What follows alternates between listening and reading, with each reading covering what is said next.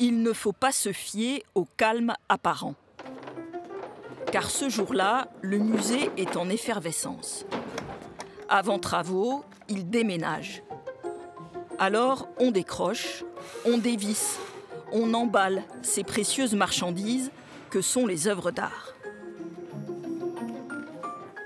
Avant un transport, un voyage, un déplacement, on fait toujours un constat d'état de l'œuvre pour vérifier si elle est en état de voyager, s'il y a une restauration à envisager. Et puis, ça sert aussi de contrat, on va dire, entre l'emprunteur et le prêteur pour vérifier s'il y a un changement dans l'état de l'œuvre et à quoi il est dû. Chaque toile a sa caisse, numérotée et adaptée au millimètre près. Il y a 0,5 mm qui manque, donc je vais rajouter un bout de mousse pour qu'en fait l'œuvre soit bien calée et que pendant le transport, elle ne bouge pas du tout.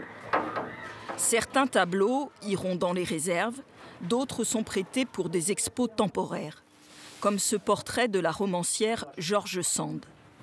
Attention, fragile, c'est l'une des pièces maîtresses du musée. Là, c'est une George Sand féminine avec un camé au niveau de la ceinture, des fleurs dans les cheveux. Et bien de la voir ainsi portraiturée dans son intimité, et bien c'est aussi une image de cette vie artistique de la première moitié du 19e siècle. Donc c'est une icône en cela. À cette époque, la maison de la rue Chaptal est occupée par Ary Scheffer, un peintre d'origine néerlandaise. Il a reçu dans ce lieu de nombreux artistes de la période romantique. Son ancienne demeure est devenue musée en 1987 et aujourd'hui le musée se vide. Ary Scheffer, comme les autres, quitte les murs. Les œuvres sont dedans, la caisse est pleine et à chaque fois on met notre petit scotch plein qui permet, quand on charge et on décharge, on sait qu'il faut faire doublement attention à la caisse. Dernière vérification dans des salles désertes, dépouillées des 300 œuvres qui étaient exposées.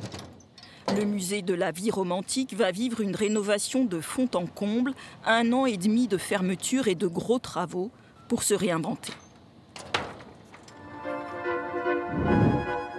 Dans le prochain épisode, direction les Pays-Bas à Dordrecht pour reparler d'Ary Scheffer qui y est né et du romantisme à la française.